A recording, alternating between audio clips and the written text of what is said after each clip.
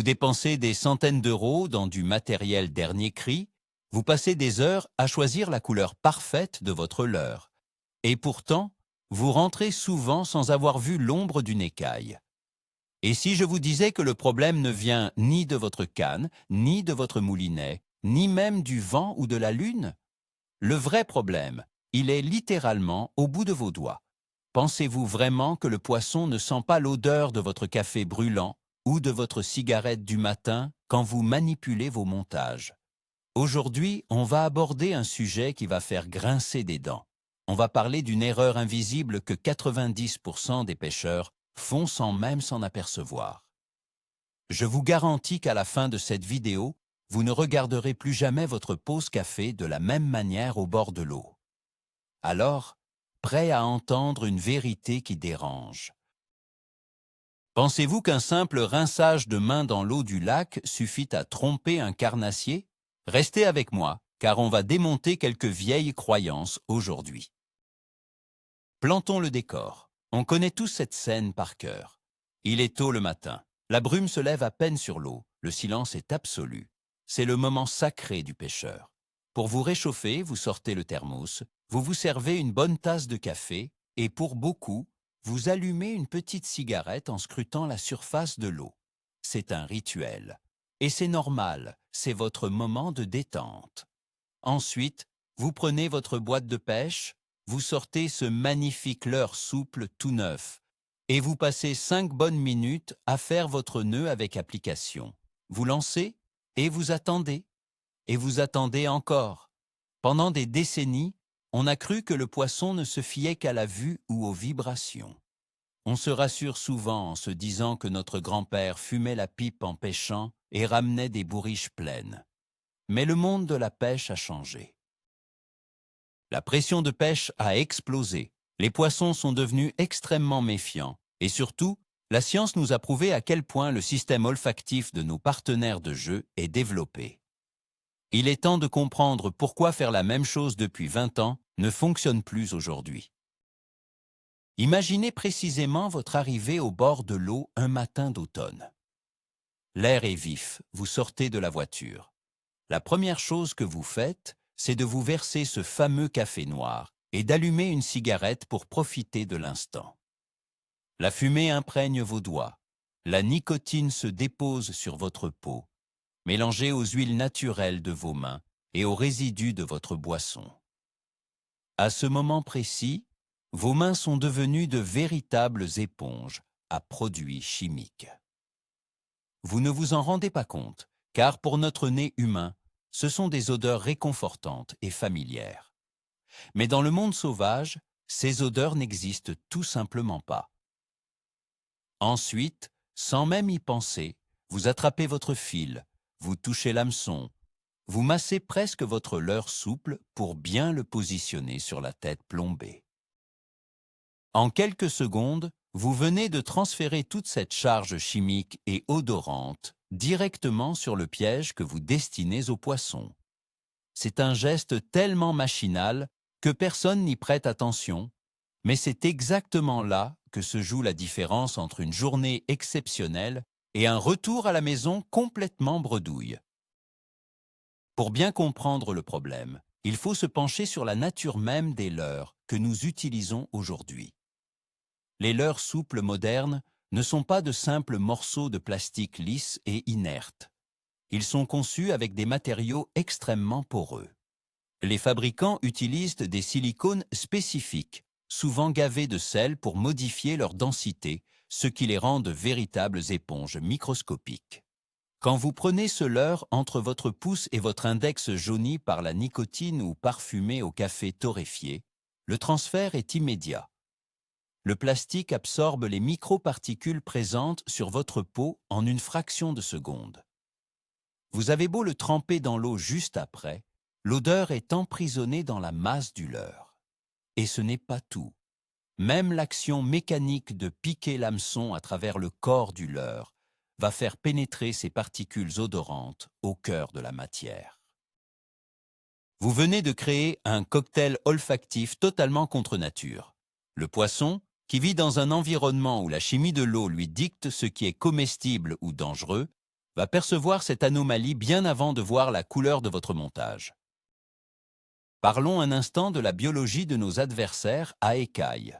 On a souvent tendance à sous-estimer le sens de l'odorat des poissons, en se concentrant uniquement sur leurs lignes latérales ou leur vue perçante. Pourtant, des espèces comme le brochet, le sandre ou même la truite possèdent des bulbes olfactifs extrêmement développés. L'eau est un conducteur d'odeurs bien plus puissant et dense que l'air. Quand votre leurre touche la surface, il ne crée pas seulement une onde vibratoire, il libère une traînée chimique dans son sillage, un peu comme un avion laisse une traînée de condensation dans le ciel. Un poisson carnassier est capable de détecter des molécules à des concentrations de l'ordre d'une particule pour plusieurs millions. Pour lui, sentir une trace de nicotine ou de caféine dans son environnement aquatique, c'est l'équivalent pour vous de rentrer dans une petite pièce fermée où quelqu'un vient de vider une bouteille entière de parfum bon marché. C'est agressif, c'est suspect, et surtout, cela déclenche immédiatement un signal d'alarme dans son cerveau primitif. Il n'associe pas cela à un repas de choix. Concentrons-nous spécifiquement sur le tabac. La nicotine, avant d'être une substance récréative pour l'homme, est à la base un mécanisme de défense créé par la nature. La plante de tabac produit de la nicotine pour se protéger des insectes et des herbivores, car c'est un insecticide naturel extrêmement puissant. C'est un poison neurotoxique dans le monde végétal et animal. Au fil de millions d'années d'évolution, les espèces animales ont appris à reconnaître et à fuir ce type de signature chimique pour leur propre survie. Quand vous mettez de la nicotine sur votre leurre, vous ne lui donnez pas juste une mauvaise odeur, vous le badigeonnez littéralement d'un signal de danger universel. Imaginez un beau cendre posté près d'un arbre immergé. Il sent les vibrations de votre leurre. Il monte pour intercepter ce qu'il croit être un petit poisson blessé. Mais à 1 mètre de distance, le mur chimique de la nicotine frappe ses récepteurs olfactifs. Son instinct de survie prend immédiatement le dessus sur son instinct de prédateur. Il va faire demi-tour sans même que vous ayez senti le moindre petit coup dans votre canne.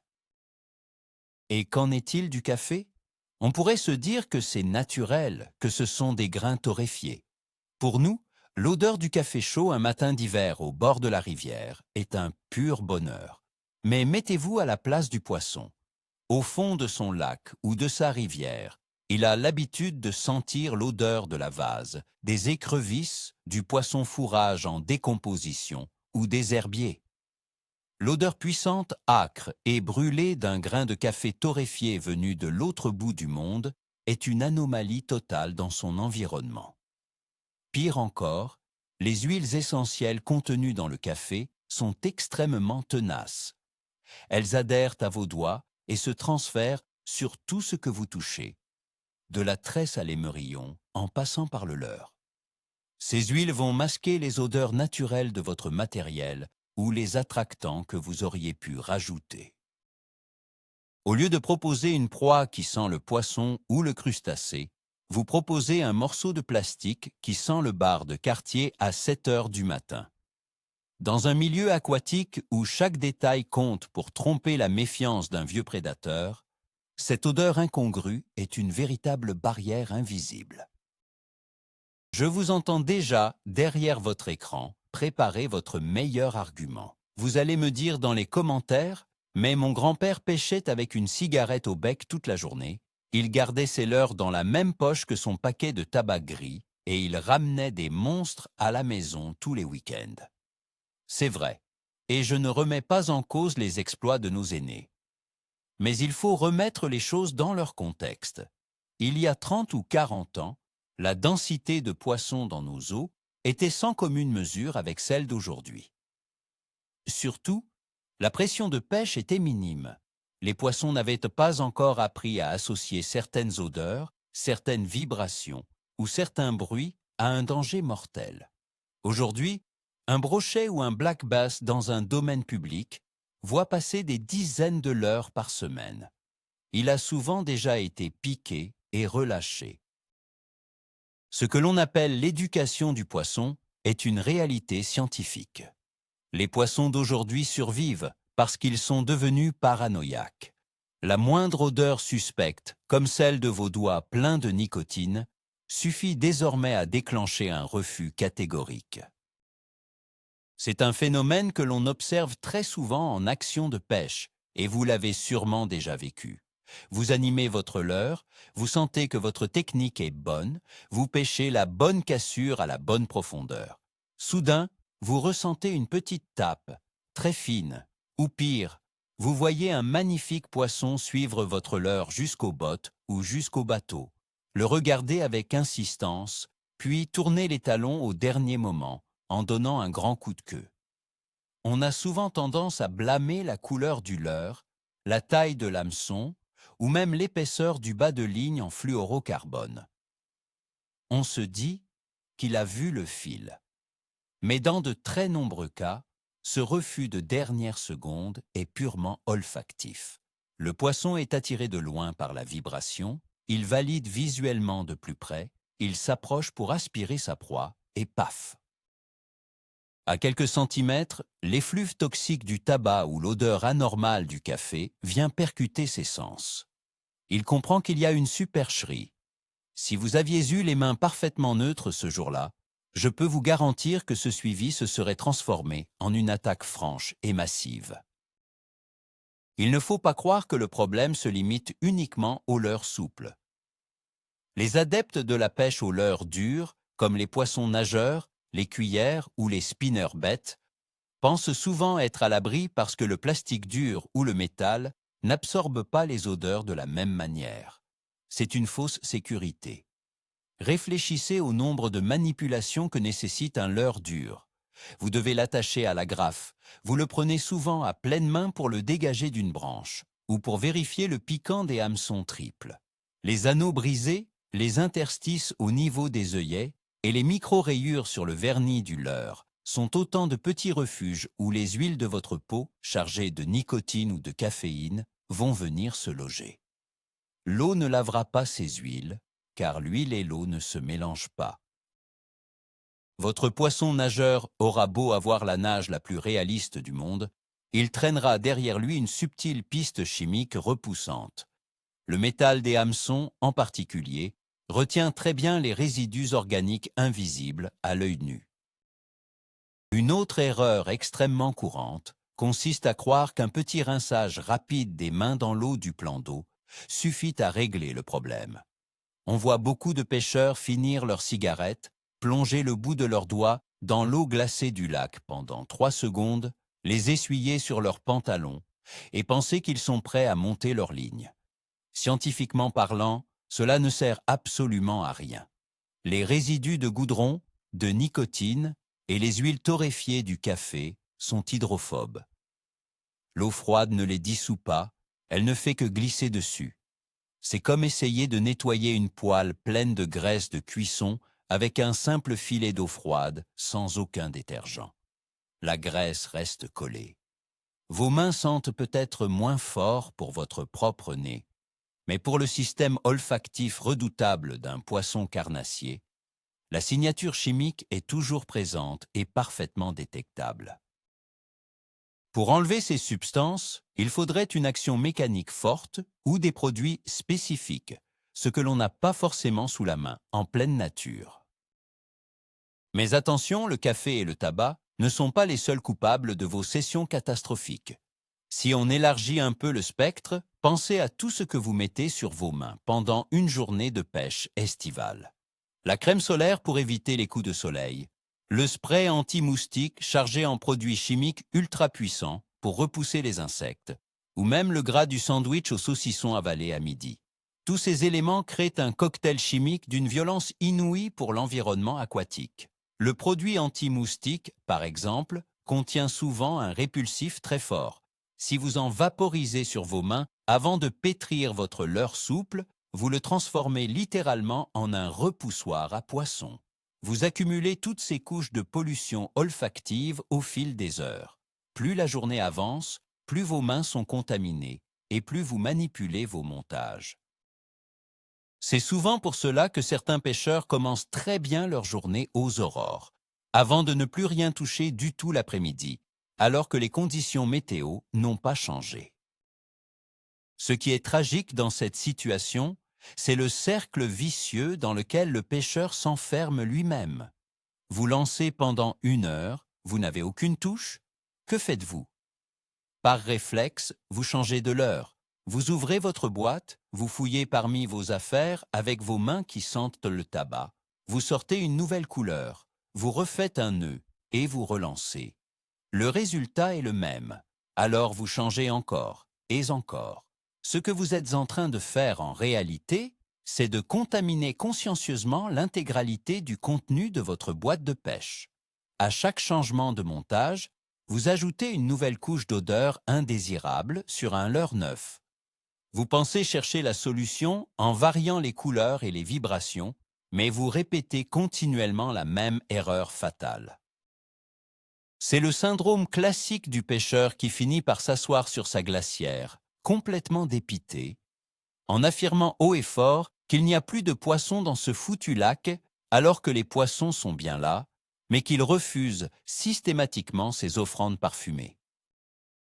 Il existe pourtant une solution redoutable et totalement gratuite que les vieux briscards connaissent bien. Une méthode oubliée qui casse complètement ce cycle d'échecs.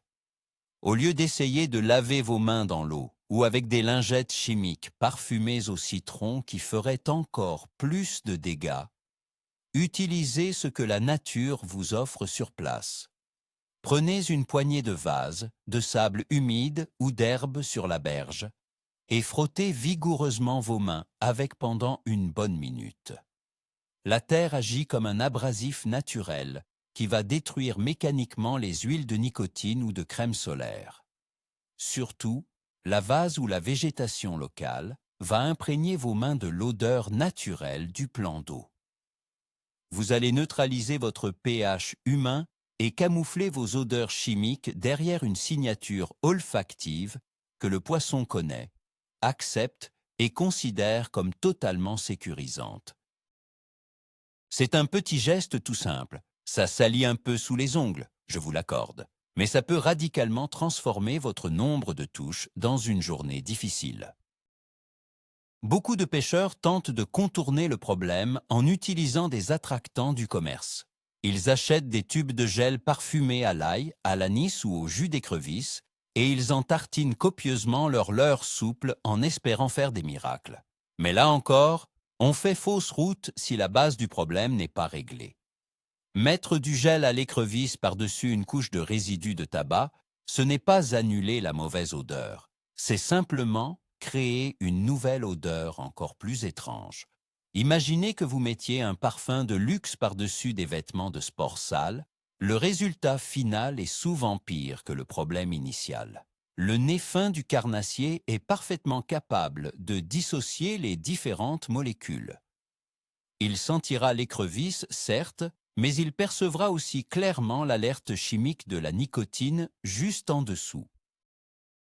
L'attractant est un excellent outil pour déclencher l'agressivité d'un poisson difficile, mais il ne doit jamais être utilisé comme un simple cache-misère pour masquer le manque d'hygiène de vos mains de pêcheur. C'est aussi une question de barrière psychologique chez le pêcheur. Il est toujours beaucoup plus réconfortant pour notre ego de blâmer les éléments extérieurs. C'est toujours la faute du vent du nord, d'une chute de pression atmosphérique, d'une eau trop claire ou trop froide. Remettre en question nos propres automatismes, c'est admettre qu'une partie de l'échec est de notre fait. Le geste d'allumer une cigarette en attendant la touche est tellement ancré dans l'inconscient collectif du pêcheur que le remettre en cause sonne presque comme une hérésie. Pourtant, l'évolution des techniques de pêche passe par la maîtrise de chaque petit détail. Le pêcheur qui sort régulièrement du poisson, celui qu'on jalouse souvent sur les réseaux sociaux, n'a pas plus de chance que les autres. Il a juste compris qu'il doit contrôler toutes les variables possibles. Et l'élimination des odeurs parasites sur le matériel est l'une des variables les plus faciles à contrôler, pour peu qu'on accepte de modifier un tout petit peu sa routine du matin. Je vous propose une petite expérience très révélatrice à faire lors de votre prochaine sortie en bateau ou du bord avec un ami. Faites un petit défi amical. L'un de vous fume ses cigarettes normalement et manipule ses leurres à main nue, sans prendre de précautions particulières.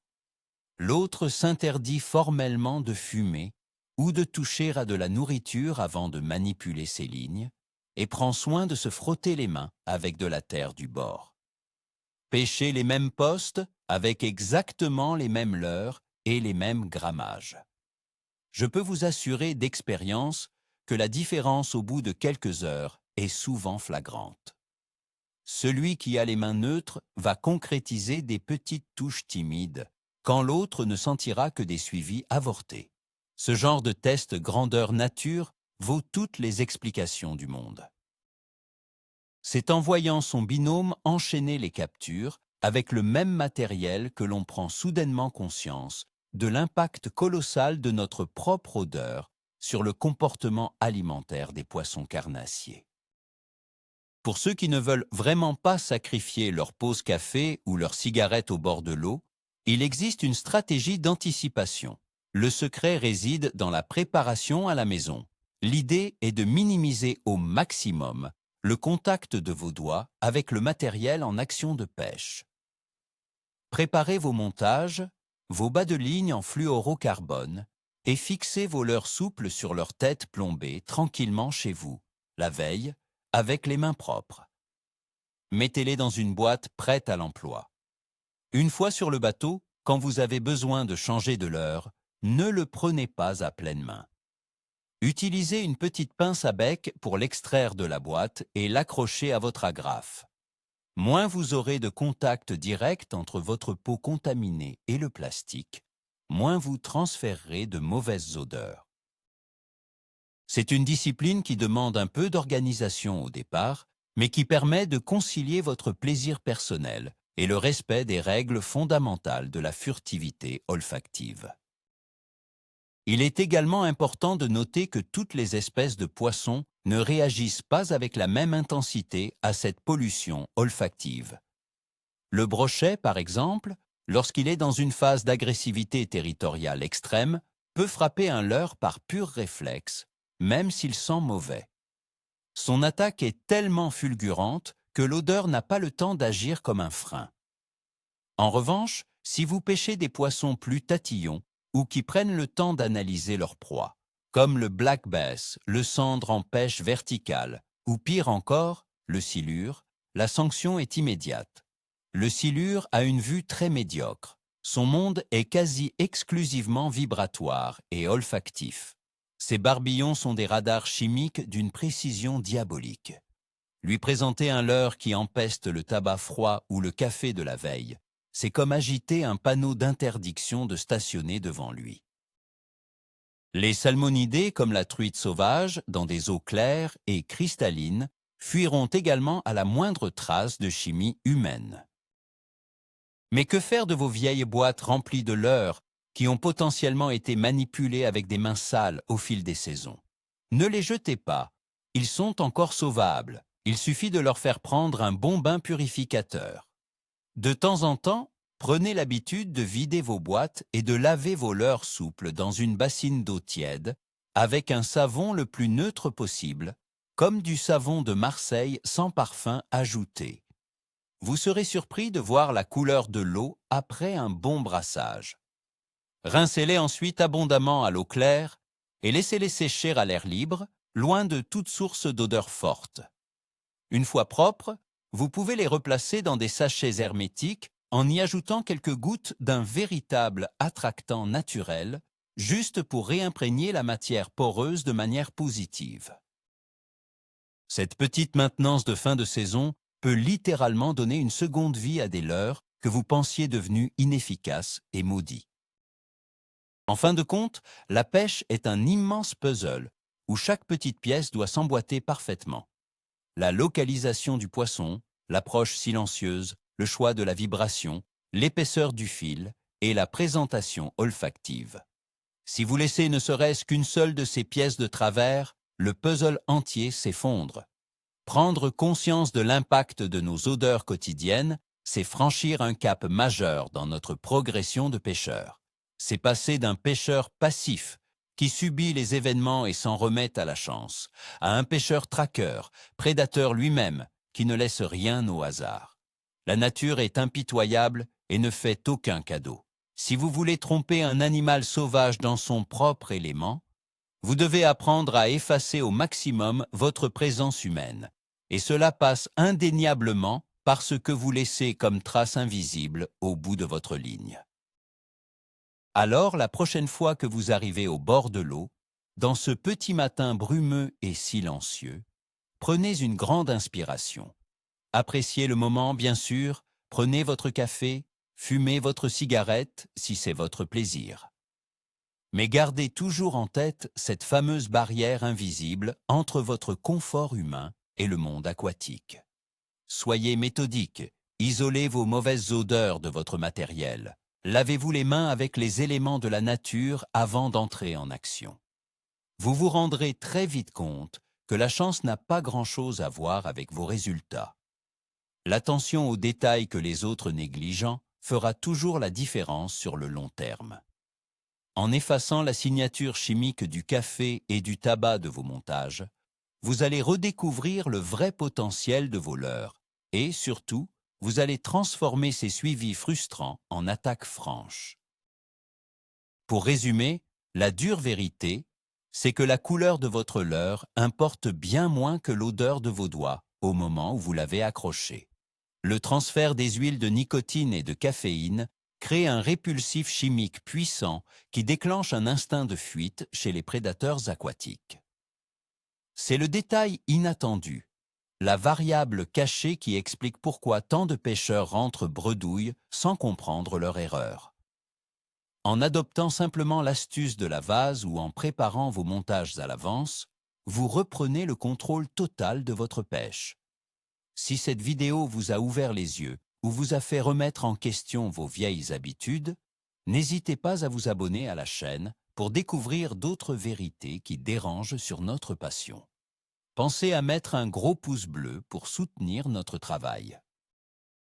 Et maintenant, le débat est ouvert dans les commentaires. Et vous, allez-vous continuer à fumer ou à boire votre café tout en montant vos lignes après avoir entendu ça?